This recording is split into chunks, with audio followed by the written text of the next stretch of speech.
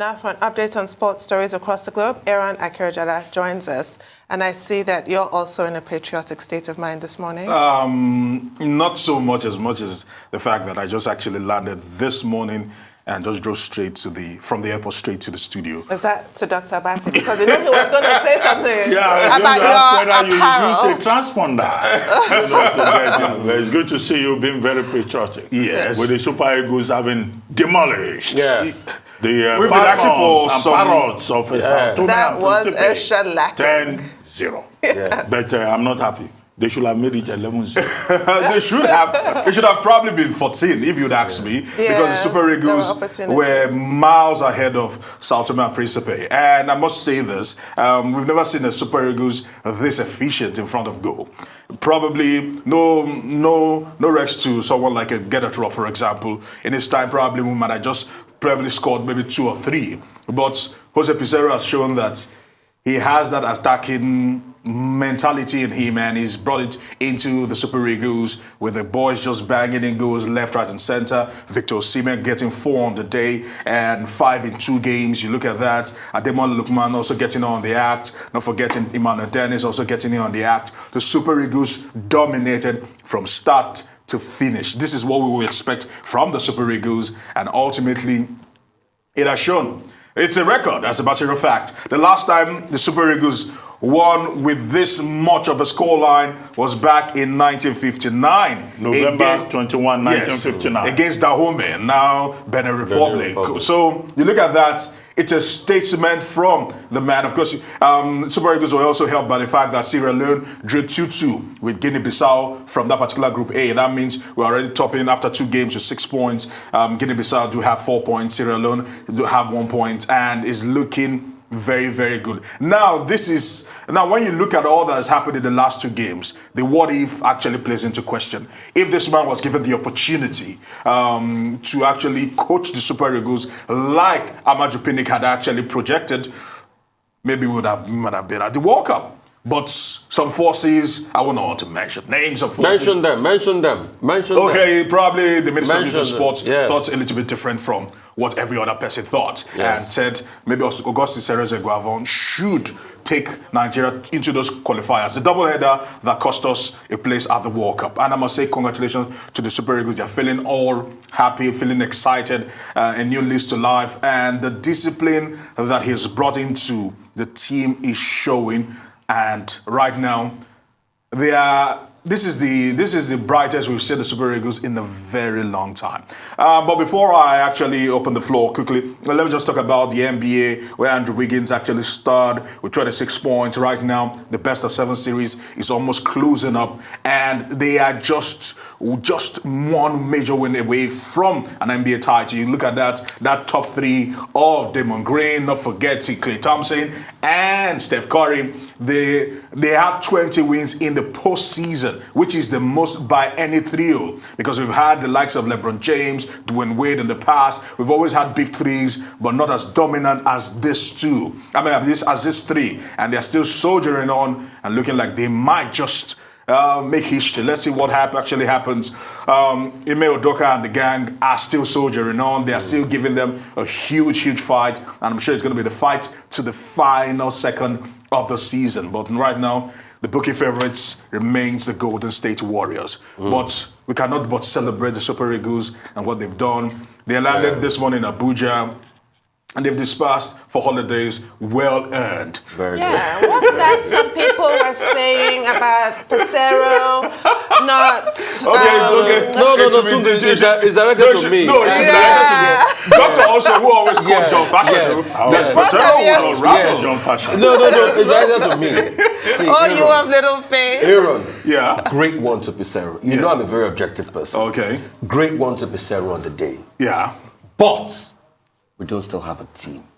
And that was what I saw on those games against Ecuador leading to now. Yeah. Yes. If Pacero gives me this performance against Senegal, against Egypt, if Pacero wins the Nations Cup, I would be his #1 supporter. Now remember, no, hang on a minute. Yeah. But this is Sao Tome and Principe. No, from the blast of the whistle. Now, the point is, it's from the blast of the whistle. Talking about Pesero has always said his goal is to win the Nations Cup. And you might say this is Sao Tome and Principe. So many people, Syria alone, Guinea-Bissau played Sao Tome and Principe. It ended 5-1. Who beat them? Of course, Guinea-Bissau. So what I'm saying is, how many times have you seen a favorite go against an underdog and end 10? A team that has taken 15 goals in 2 games. Yeah.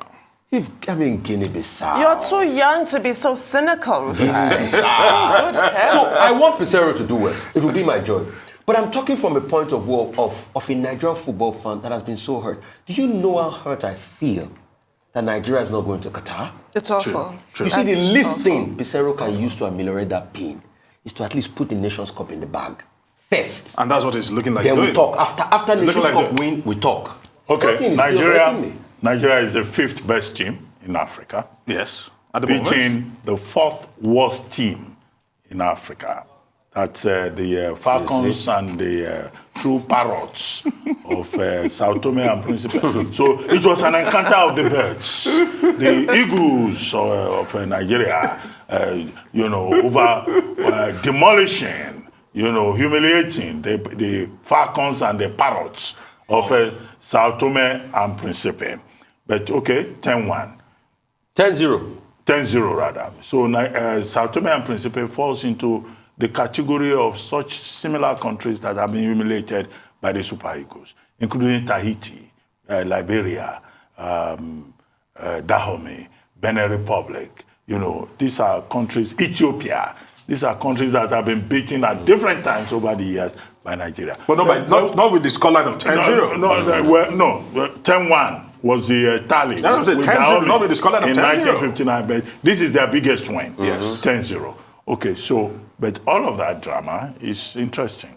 What we want is for the Super Eagles to go to Cote d'Ivoire to win the African Nations Cup. Yeah. And then we'll be able to praise Pesero and say that John Fashanu, who told us to beware of this our coach, will have been proven wrong. Yes. However, history was made. Victor Osimhen scored 4 goals. Yes, on the night. I mean, he was the star of the match. Yes. And he has gone down in the history of Nigerian football as the second person who will score 4 goals. The other person is Rashidi Yekini. In 1991, in a 7-1 encounter with Burkina Faso, where Rashidi Yekini has scored 4 goals. So this is a psychological boost. These same Eagles lost to Mexico under Pesero's watch. They lost to Ecuador. They've lost their last 5 matches, except when they managed to beat Sierra Leone. So they beat Sierra Leone. As promised by Pesero, they are now top of the Group A. Yeah, Group A, yes. Yeah, so the next round is in September.